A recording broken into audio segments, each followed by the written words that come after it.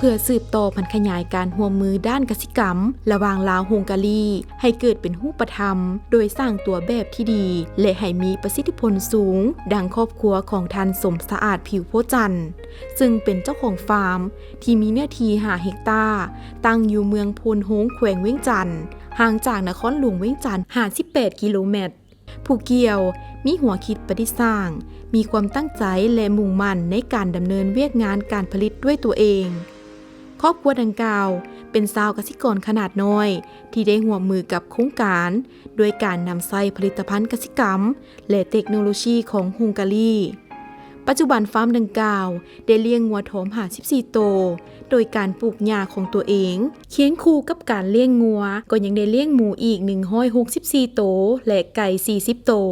จุดเริ่มต้นทำอิฐนี่เพิ่นก็เอามาให้ทดลองเลี้ยงอยู่40 ตัวหมู่เพิ่นหัวอาหารเพิ่นแล้วคือเฮาเลี้ยงนี่เพิ่นจะไล่ค่าเลี้ยงให้ว่าซั่นซะอยู่มาระยะ2นี่เพิ่นละเอาเป็นหัวอาหารของเพิ่นหมู่ของเฮาแล้วก็เฮาเอามาเลี้ยงเกลือแล้วขายแล้วค่อยไล่เอาเงินไปส่งเพิ่นเพิ่นมีนโยบายหัวอาหารนี่ถือว่าเฮาเอามาเลี้ยงเกลือหมู่แล้วก็ถือว่ามันใหญ่ไว้แล้วก็หนังเลื่อมน้ำหนักดี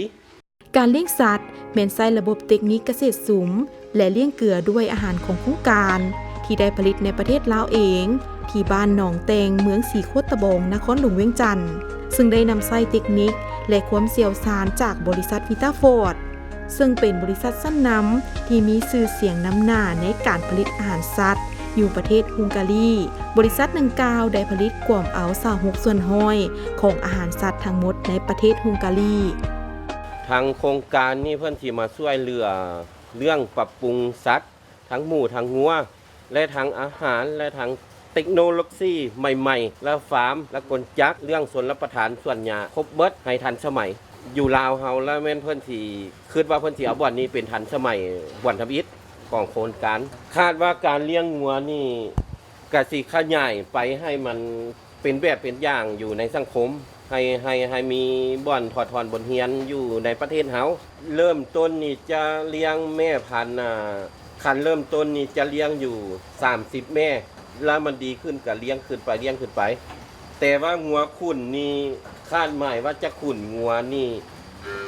ปีหนึ่งจะให้ขายได้100 ตัว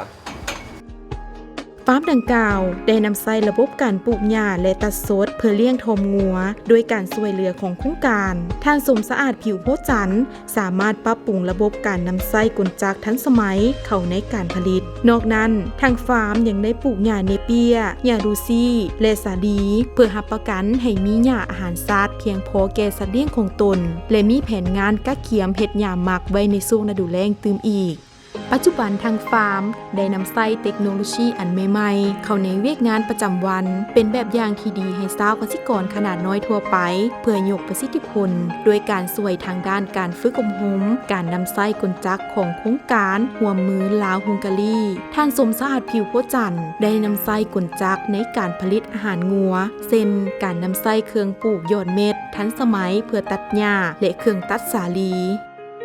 We are happy and proud to see and work together with the farm and with the leaders of the farm, because what we can see is that in the course of the several years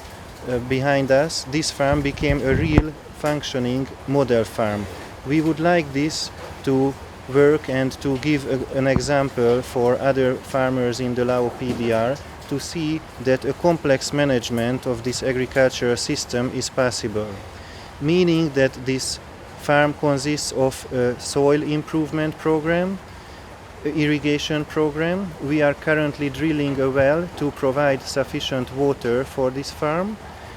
With the Hungarian technology, the farm has been improved with pig pens, which keep several pigs, including white pig and local mullet pig, and the Hungarian feed is provided for these animals. We also provide animal breeding technologies in terms of cattle and pig as well,